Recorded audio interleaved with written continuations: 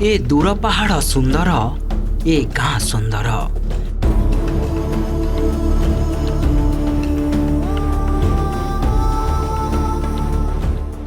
एठी बंचुथिबा मनीष भी भारी निरीह।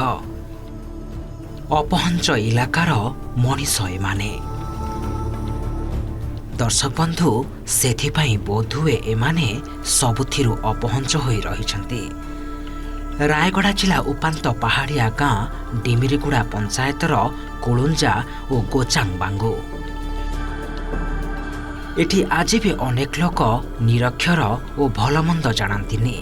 सेथिपाई सरकारी योजना विषय रे सेमाने सठिक सूचना पाई पारंती नाही। सचेतनतार अभाव जोगु आज भी लोके तांको अधिकार कौन जानती नाही।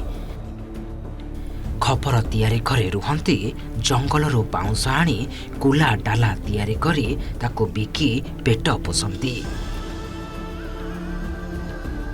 ये तो साधारण कथा, हेले आज आमे जेउथिपाई आपण एका नुहंतीरे ए गाँर खबर देखाउछु ताहा हेउछि भत्ता।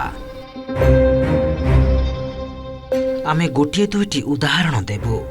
ये हेउछंती कुलुंजा गाँर नीन माझी। बयस 60 छुईलाणी। दीर्घ वर्ष हेलाणी नीनंक स्वामी शेख माझींक मृत्यु होई सारिलाणी। सरकारी व्यवस्था अनुसारे नीन माझी विधवा भत्ता पाइबा कथा, हेले से एजाए पाई पारि नाहंती। विधवा भत्ता दूरर कथा सचेतनता अभावरू मृत्युकालीन प्रमाण पत्र पाई मध्य आवेदन करि नाहंती नीन। से अपेक्षा करिसंती केबे 60 छुईब आउ से वार्धक्य भत्ता पाइबे। मोर स्वामी 10 बछर हो गला ने मरी गला के मुई दी घर के पले आइलो।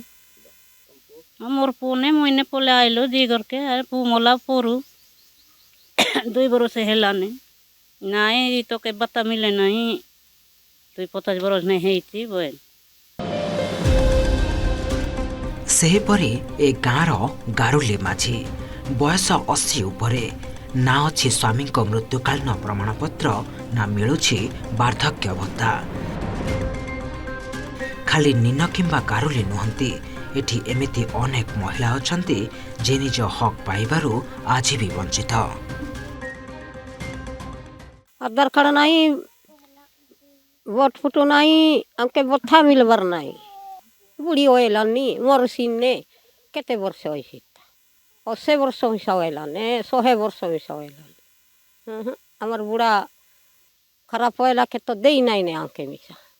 हमर समय 2 बछर हेलाने अरे भत्ता से नहीं किसी से नहीं। हमर पिला 3टा पिला मुई 5 केजी चाउल केमती खाइबो।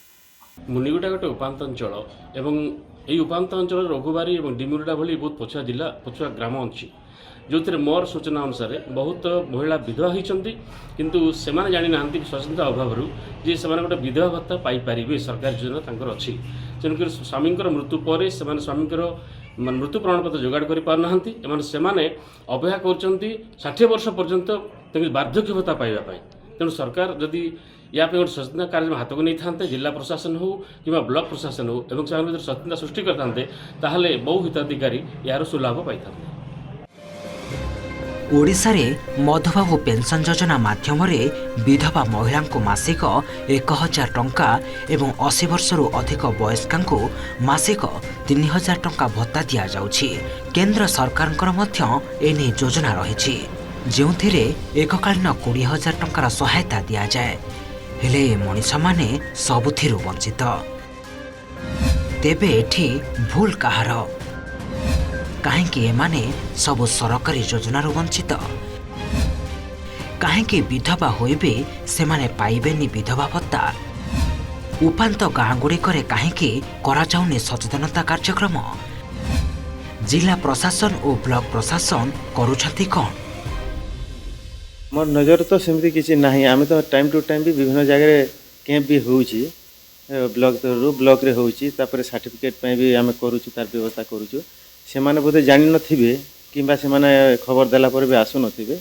आम तथापि देखिबो आम नजर रे जेहेतु नाही आपण कहला पर आम जानिसु ताको तार विहित पदक्षेप निया जिवो।